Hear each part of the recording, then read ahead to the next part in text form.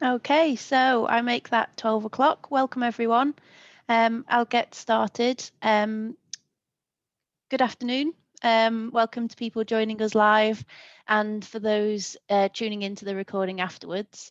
For those of us that are live, just to let you know that this session is being recorded.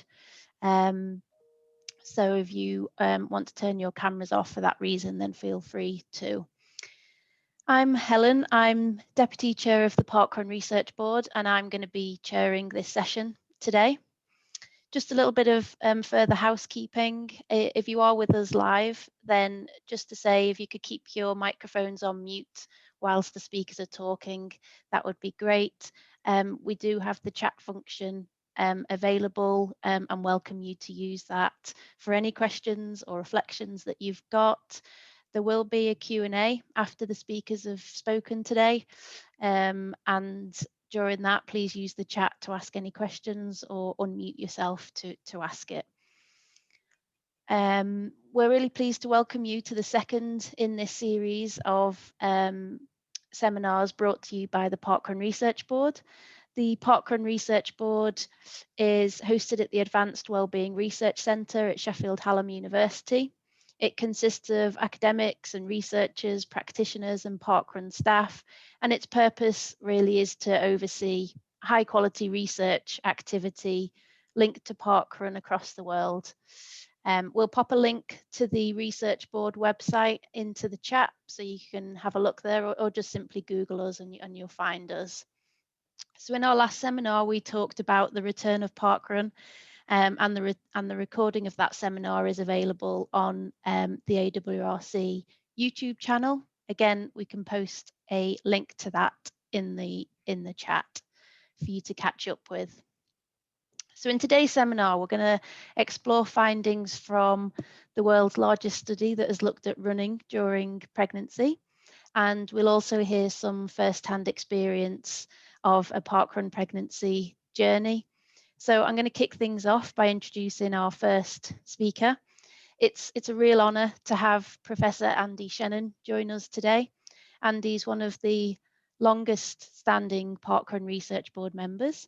He's Professor of Obstetrics at King's College London, based at St Thomas's Hospital, and is Clinical Director of South London Clinical Research Network. He specialises in clinical trials in antenatal and intrapartum care, and he's published over 500 peer-reviewed research reports. And most importantly, he loves parkrun. So over to you, Andy. Great. No, thank you very much, Helen. I'm assuming you can see my slides and can hear me. Nice happy nod, so that's good. So really great pleasure to be able to talk to you. Apart from the fact that I get to miss an hour of my clinic, I get to talk about something I have a huge passion about, so thank you. So this is a seminar which I'm delighted we're talking about, because it's something that I've had strong feelings about. I'm just going to show you the reason I knew Meghan Markle was pregnant when she was first pregnant a couple of years ago was because of this announcement that she wasn't going to climb up Sydney Harbour Bridge. And I think that sort of very typical modern society response to pregnancy, you have to wrap yourself in cotton wool and not do things. And I think that's a sort of lesson for us about how we respond to pregnancy. And I just want to explore with you in the next 10 minutes or so the evidence base around this sort of view, and particularly about running in pregnancy and what we actually know about it.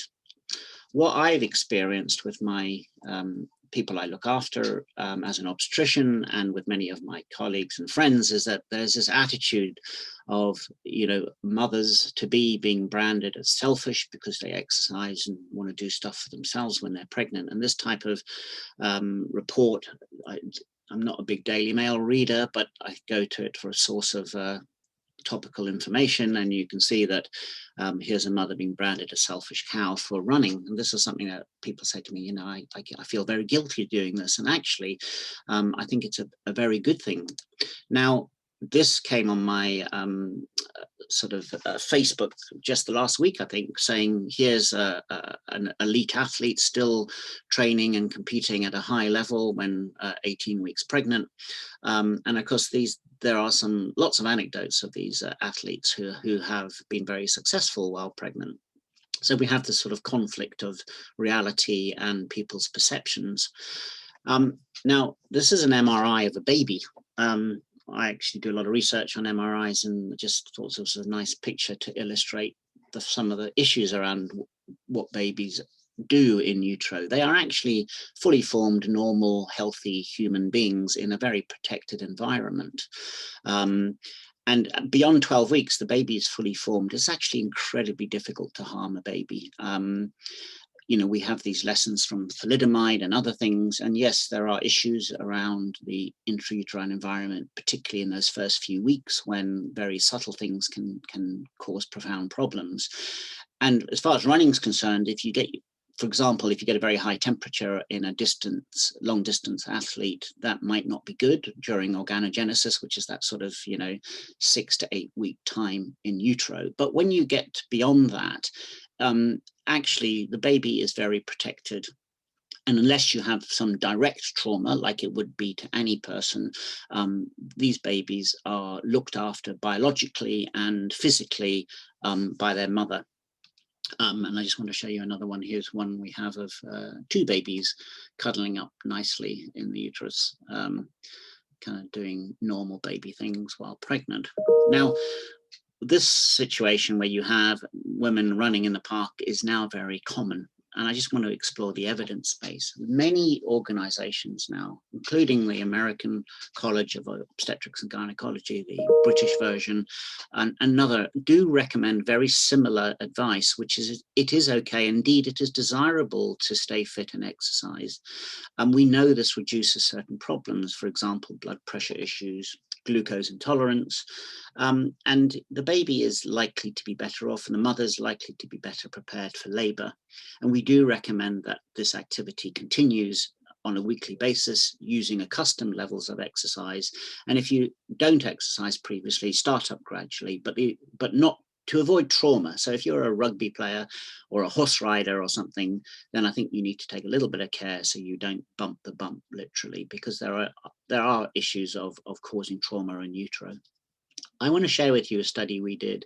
In fact, when I first came up with this idea, I approached Tom Williams, and this was really the birth of the Parkrun Research Board, because I said, this is a fantastic resource that we can use to find out something useful to help our park runners. And this is a picture of Natasha, who's one of the doctors who helped me with the study. We were concerned that running might be a little bit different. There are considerable forces through the femur, there's jolting in the pelvis, there may be pressure put on the neck of the womb, on the cervix during this running, and also we know that blood flow to the uterus is very sensitive to changes in blood flow from the mother. In other words, everything that, if she's kind of feeling tired, the uterus gets that direct impact because there isn't this auto-regulation. So we decided to kind of look at this. The other thing, of course, is there are many, many women in Parkrun who run. And I found this quote just this morning, 7th of March, which I think was probably the last Parkrun, probably. I see Mike nodding. This was celebrating International Women's Day. And indeed, that there was over 150,000 women running that day, many of reproductive age, many who are planning pregnancies, many who are actually pregnant. And I know a survey from Parkrun recently, back 2018, had over 1,000 women saying they were running while pregnant. So this is a reality. We wanted to investigate whether pregnancy affected, whether running affected when you go into labor, and whether it affects how the placenta works, i.e. the growth and well-being of your baby. So we actually used an internet-based questionnaire, and as always, park runners responded fantastically to this. And women recall stuff really well about their pregnancies. They know the weight of their baby. They know the date they went into labor. They know the complications. So although this was a sort of review of recall, bias, potential, etc., we know it's very reliable data. And actually, we collected data. We had so many people respond, we were able to stratify this, not only by when people stopped running, but also by the intensity of what they did. So we divided it up into the trimesters they stopped running. We also divided it up into how much running they were doing on a weekly basis. And we worked out when they went into labor, and we did what we call a birth weight centile for the baby. And what that means is we actually individualized what the weight should have been for that mother if everything had been normal, taking into account the gender of the baby, her ethnicity, her weight, her height, and so on. So it was customized to each individual woman and worked out the centile of what that baby was when that woman ran or continued running throughout pregnancy. So it was quite a sort of detailed analysis. And first of all, we had 45% of our park runners decided they weren't going to run in pregnancy, 55% continued. So we had a direct comparison between these two groups, and roughly, 30% continued right into the third trimester after 28 weeks. A quarter stopped in the first trimester. So we had a nice division of being able to analyze when people stopped running. And as you can see, 40% were running over 12 kilometers per week. And we were able to divide that up into intensity to get some results. And the really exciting thing was absolutely no difference whatsoever when people went into labor with very tight confidence intervals.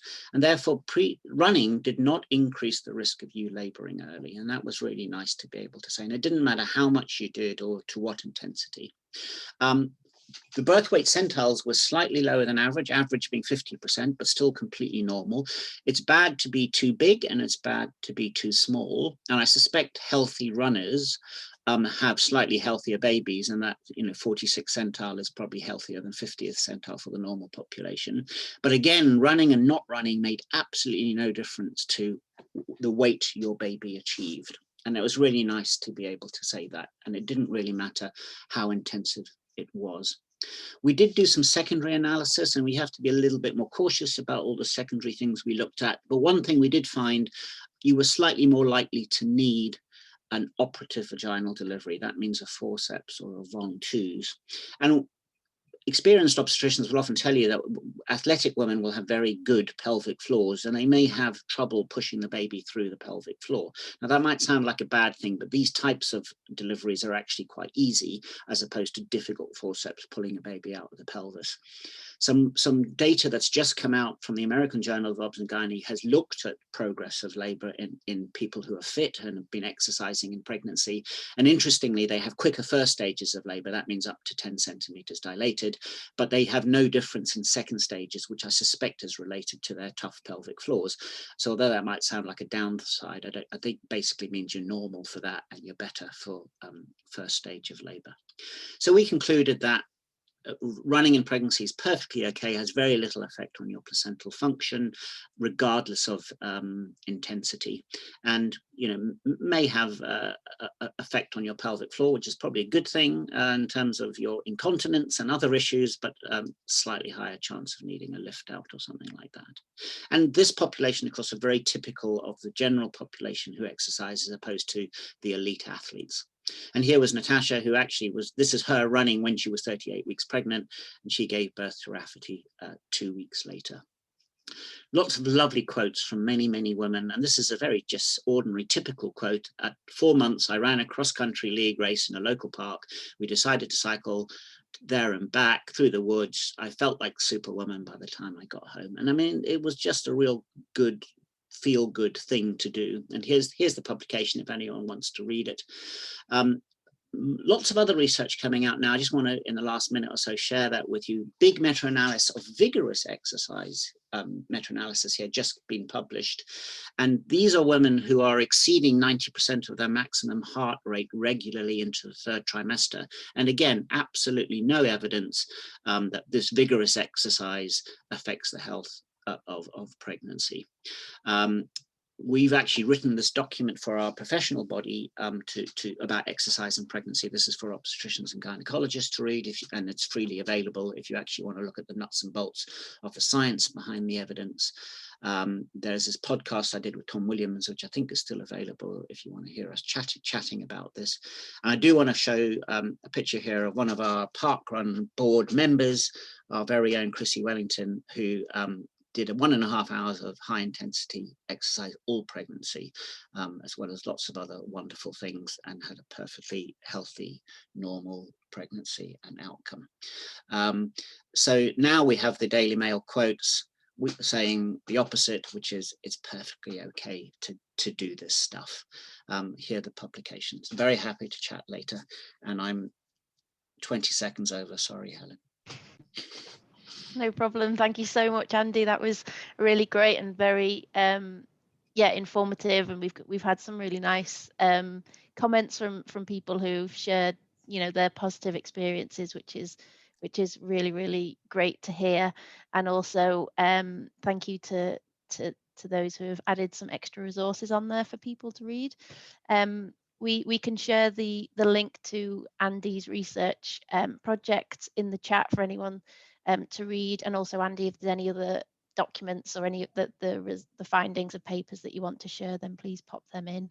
It'll be for anyone to read.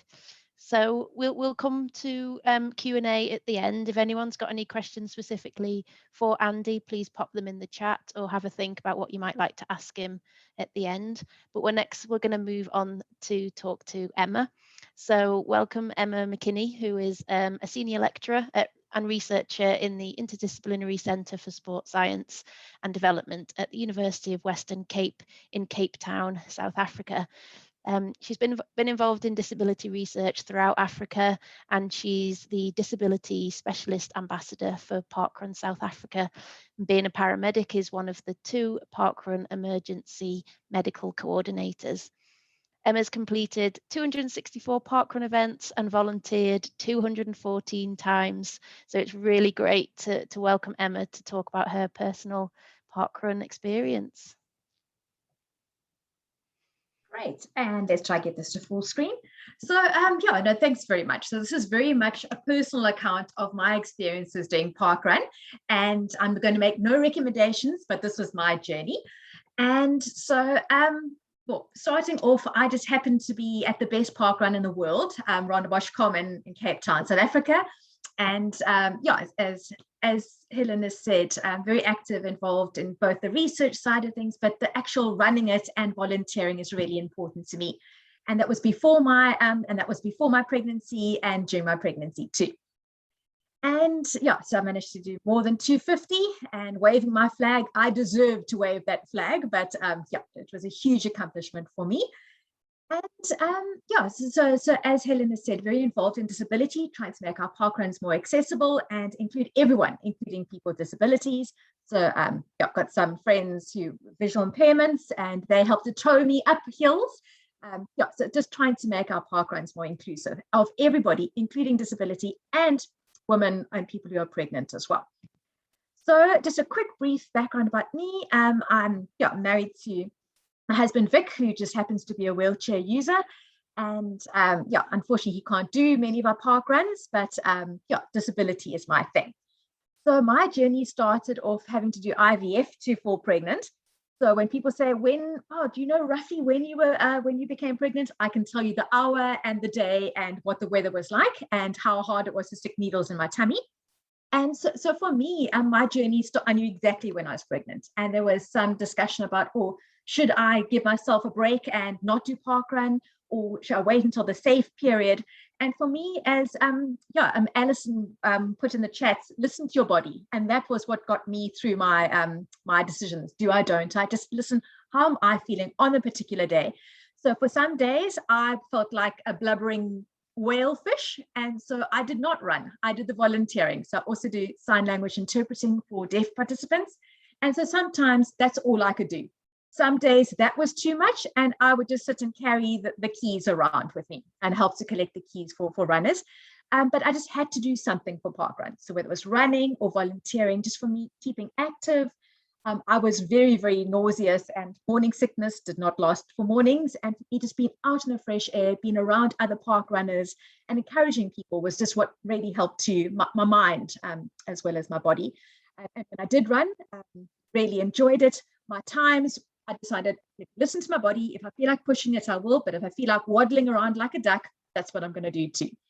So towards the end of my pregnancy, these are my two well, actually had three people who kept me company, a 92-year-old Alex and an 89-year-old Jack, and they were my company.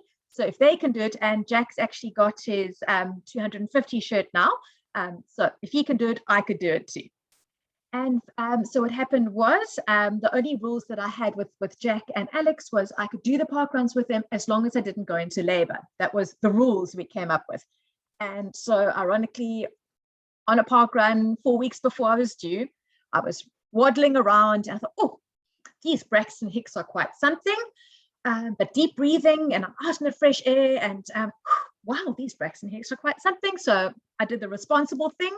I did another lap because it's a 2-lap course. And after the 5K it finished, getting a bit damp here. So let's be responsible and go get myself checked out because I've still got 4 weeks to go. No way the baby's coming now. And so I drove myself to the labor ward and gave birth. So yes, that happened within 12 hours, straight after a park run. I didn't have time to change or shower, but that was okay. They've seen everything. And yeah, so this is my little Benjamin who was born straight after a park run.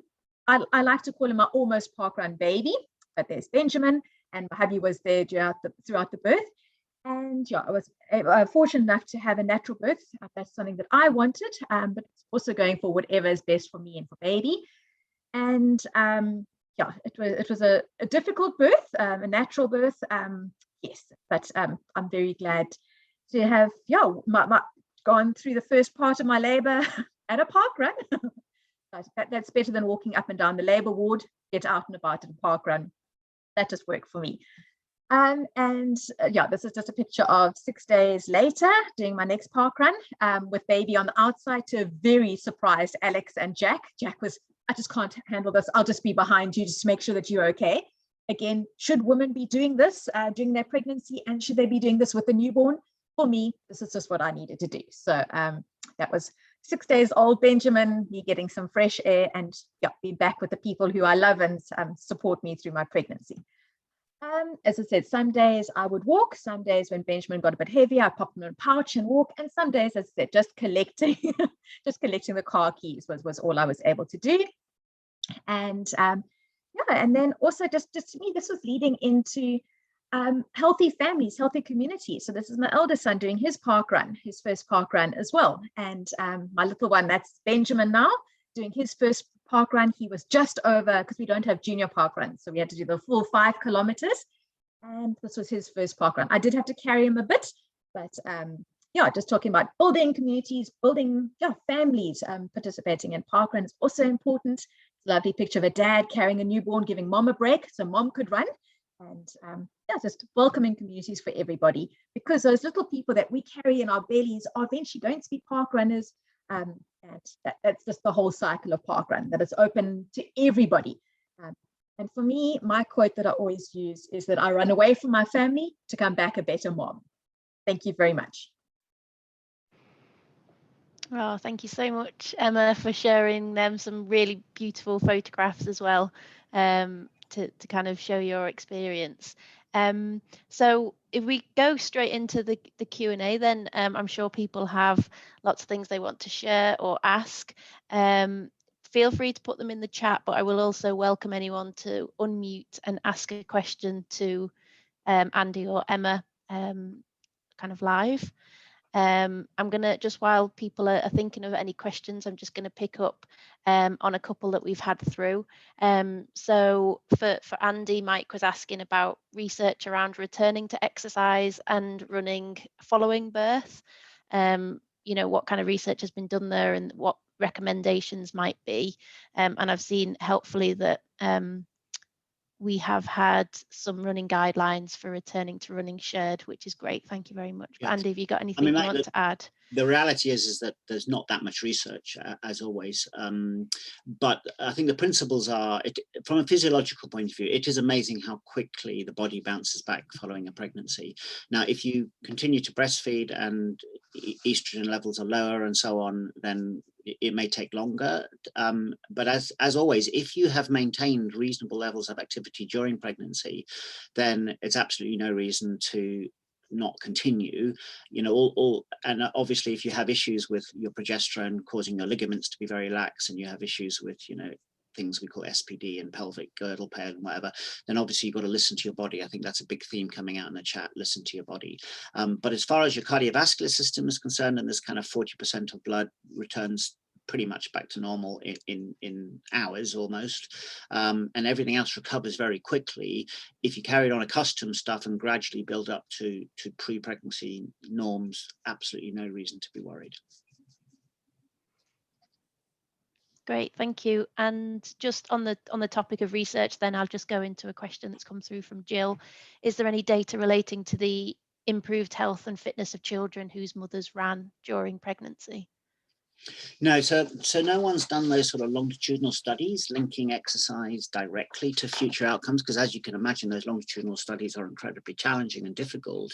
But there's a massive literature now on intrauterine environment and long-term health of children. So we know that if you are born small for gestational age, i.e. smaller than you should be, or even the opposite, bigger than you should be, of which exercise and running should improve, then there are long-term issues. So your hypothalamus kind of resets, and one of the causes of like what we call the Barker hypothesis of long-term risks of type 2 diabetes and of hypertension in later life can be directly linked back to your in utero environment.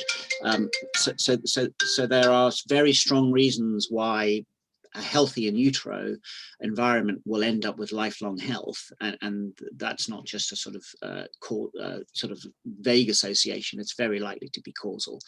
So the studies are challenging, as you can imagine, but I think we all understand now lifelong health really starts in utero. Great, thank you. And just whilst you're on a roll, Andy, do you have any further information about running or high impact exercise during the implantation phase? No, not really. I mean, again, you know, the really kind of elite athletes, often their cycles go ski whiff and they're not ovulating, especially people who are underweight. So when people do conceive, they tend to be people doing ordinary amounts of exercise and are pretty healthy in themselves. So the body kind of sets itself as being healthy and appropriate to have conception. I don't think there's any evidence that exercise per se affects fertility and anything kind of detrimental with that part of the reproductive cycle. Great, thank you.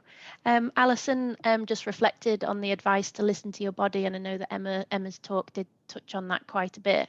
And she shared her personal experience about perhaps, you know, feeling exhausted and high blood pressure. And it's just a reflection really, in a comment with Alison just saying that we need to get a balance between supporting mothers who wish to run and not making those who can't run feel like they have failed in some way. I don't know if either of you have anything to say about that. Yeah, well, for me, I mean, I know that every park run's different, but in South Africa, we have many walkers who never want to get to running. We've got others that walk to get to running. And so it's just about, yeah, I found different groups, because I mean, I used to be sort of a 30 minute 5K park runner. And I got to a 53-minute park runner plus doing sometimes. And there was just no stigma of, oh, I should be pushing because this is the batch I should be with. There was always someone, that's the wonderful thing about parkrun, there's always someone slower, someone behind you that you are encouraging. So for me, yeah, just encouraging people to walk if they need to walk, or run really slowly if they need to do that. Just listen to your body again, that coming from a guilty fat cow. I love that attitude, Helen, about just do it for fun and do it because you want to.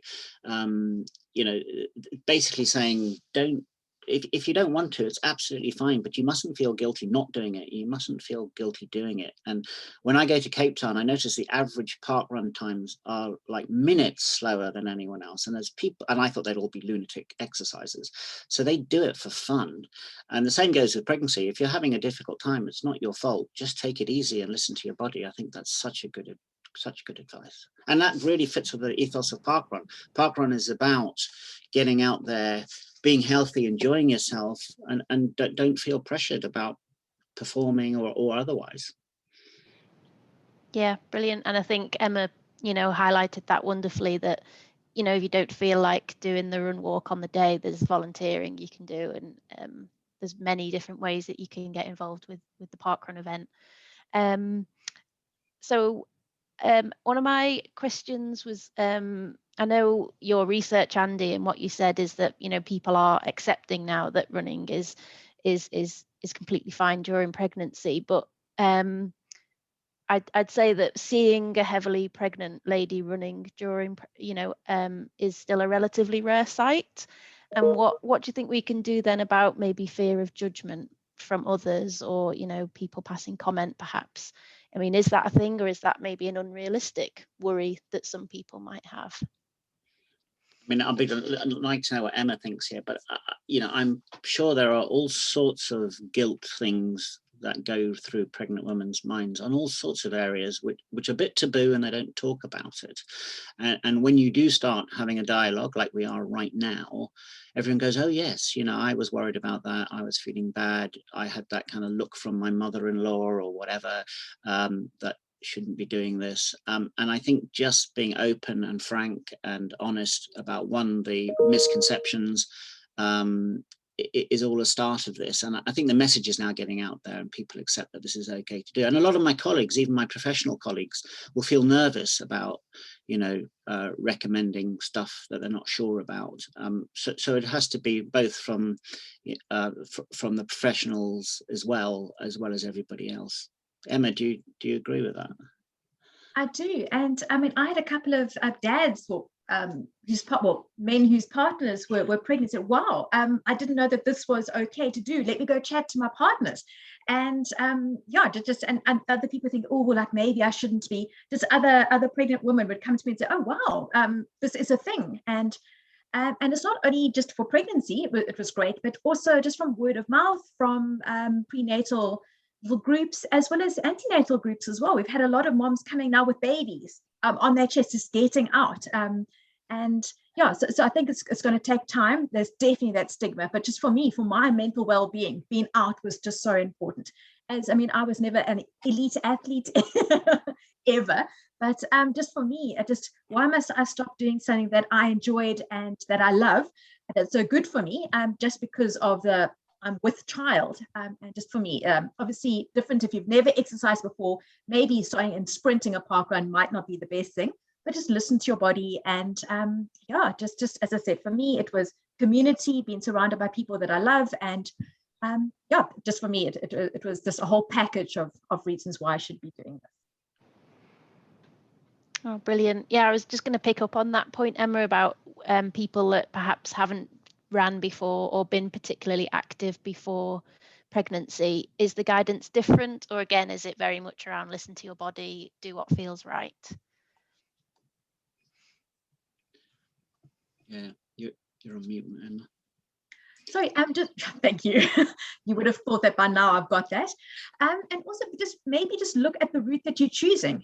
Just for me, I mean, Rondebosch Common is flat and boring, but everyone gets a personal best. Just look at your fitness levels, look at how you're feeling on the day, and just maybe pick a route that you feel comfortable with. That's my only advice. What's interesting, Helen, is that the professional bodies actually actively encourage you to exercise, even if you haven't been, which I thought was quite interesting. And they do, you know, stipulate that by saying start up gradually. So yeah, I mean, I think it's good to be fit. And apart from anything, you know, one of the most difficult, strenuous events you need to go through will be labor. And I think having exercise during pregnancy and being ready for that can only be a good thing. Great stuff. Thanks for that. I'm just looking at some more of the comments. Thomas says, thanks for your presentations. It would be interesting to hear qualitative evidence in research of women's experiences of exercise or parkrun postpartum. Are you aware of any more qual research, Andy? Yeah, I mean, when we did our survey of these, you know, nearly 1,500 women, we actually had a free box, and the quotes from that are amazing. I mean, absolutely staggering. Lots of very worried women about who'd had problems and then blame themselves, but also many opposite, like, you know, isn't this fantastic? So I think it would be jolly good for us to go through that and maybe try and publish that in a qualitative journal, because what I learned from those experiences were just staggering. I mean, there were people doing half marathons every day up until the day they delivered. And there were and you know, from the sublime to the ridiculous, and suddenly were being able to tell everyone about it and feeling guilty about it was just fantastic from their point of view. So there's a whole wealth of personal experience that's come out in those statements that we perhaps should look at, particularly as a parkrun group. And regarding the feeling guilty, yeah, I pushed the baby out and the guilt came in. That's what I've learned. And just focus on what works for you. And yes, there's going to be guilt, and everyone's got wonderful things that you should be doing that you shouldn't be doing. But when in doubt, yeah, just for me, I had a really good relationship with my gynae, and would just say, this is what I'm thinking, is this a good idea? And she was very, very supportive of me doing park runs, and is a park runner herself. So when in doubt, get advice. I mean, one thing about parkrun, and I think, which is sometimes underestimated, everyone assumes it's kind of a run, but all of us know it's much more than a run. Some of the closest friendships that pregnant women make is often with their pregnancy groups, you know, the NCT and these other groups. And I think it's because of that bonding at that time in their life and sharing stuff. And I see parkrun as being a really good sharing place for pregnancy. You know, in the same way, and that's exactly what parkrun's about. The thing I miss most actually is the coffee afterwards, not the run. Yeah, and I'm sure there's, you know, everyone's kind of chomping at the bit, hoping for return at the end of this month, so that can kind of start up again. Thanks everyone for the comments. I know that Marley's, apologies if I'm pronouncing your name wrong, is sharing loads of really good information. So thank you so much for that. She's just kind of summarized it nicely here. If she, already active, keep going. Not active, start gradually, with the golden rule being, if it feels pleasant, keep going. If it's uncomfortable, stop and seek advice. So thank you for that. Thanks, Marley. There's some really great stuff you sent. I'm sorry we haven't got time to kind of share it all, but really great. Yeah. We've still got a few minutes if anybody does want to add anything, or unmute and share any thoughts or questions. We've got really nice feedback, and there does seem to be a consensus that, you know, this guilt is a thing, but hopefully, you know, the more conversations like this that go on, the better that will be in terms of sharing the messages and challenging some of that. Helen, one thing I'd like to just mention, because I think it's a good public health issue, and this is often a bit taboo, is the problem of pregnancy losses. You know, miscarriages are very, very common. You know, they occur in, you know, 1 in 4, 1 in 3 of all women, and runners will have them all the time. And there is a huge kind of association that drives a lot of guilt. There's absolutely no evidence that there's a relationship between the two. And people just shouldn't worry, because they are going to happen all the time. And I think that's worth saying. The only detriment that I can see is if you are an elite athlete doing these long distances, running sustained high temperatures, where we know high temperatures are linked to problems in the developing baby, but only at that critical time at the beginning. Yeah, and just to pick up on that, I'll just share what Alison said earlier. So she said, I found Andy's research really interesting, especially the comment that the highest risk time is in the first 12 weeks. A significant percentage of women don't plan a pregnancy and may not realise they're pregnant in the early weeks, so could be running oblivious to pregnancy status. It's reassuring that running appears to be relatively safe. Is there anything you'd like to add to that, Andy? No, I think, you know, you have to kind of look after yourself when you're pregnant. Of course you do, but I think physical activity is a plus, not a minus, when it comes to pregnancy. And of course, some women, I think, going back to the point about, you know, mustn't feel guilty. Some women will have problems and they'll have to spend weeks in hospital, and their body will deteriorate. and you just need to be patient and take more time getting back to it, and not worry about it should you be unlucky enough to be in that situation. Great. And so our very own Steve Hake is a new grandfather. Congratulations, Steve. Although I think this is maybe a bit tongue-in-cheek, I think it's actually a serious question, in that when can I start pushing a new grandson in a buggy? Is there rules or guidance around that? When you're fit enough, Steve, I think is the answer.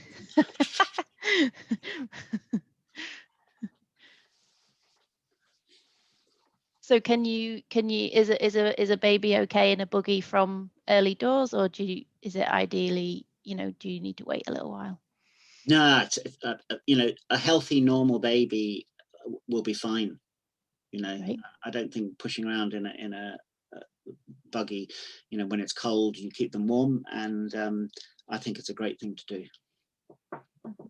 But they mustn't pass me. They're always going faster than me. That's the problem. Yeah, and for me in the beginning, I just, as you saw in that picture, I just had my little ones in a pouch, and that's how until their necks were strong enough. So just do what feels comfortable for you, or actually, Steve, what the mom feels most comfortable with. But yeah, no, for me, if someone said, "Would you like me to take your child and you can do a parkrun waddle?" I'd be go for it. But yeah, just obviously making sure the baby's warm, and yeah, and obviously strapped in safely is another thing. I've seen some very enthusiastic dads taking corners quite steeply. Yeah, just make sure baby's warm. You might be boiling hot, but is baby warm, and is baby strapped in safety first, and get out in that fresh air. So all those babies that I used to kind of chat to 2008, they're now running past me at great speed. It's great. Parkrun's like that. You kind of grow up with the kids, and they get to know you. It's fantastic. Yeah, one of my favorite things is to watch dads comparing running buggies on a start line of Parkrun, checking out each other's suspension. It's brilliant.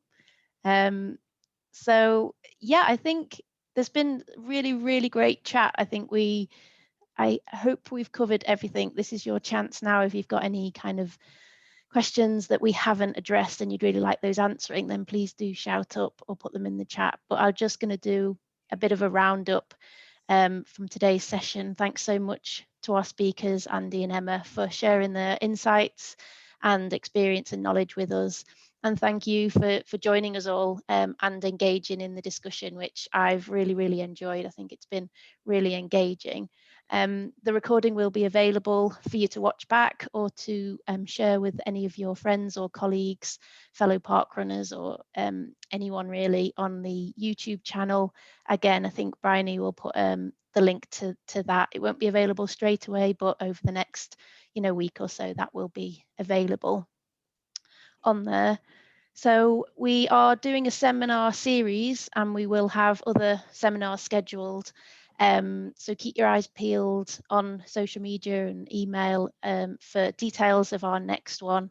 And yeah, we really look forward to seeing you all next time. Thanks so much.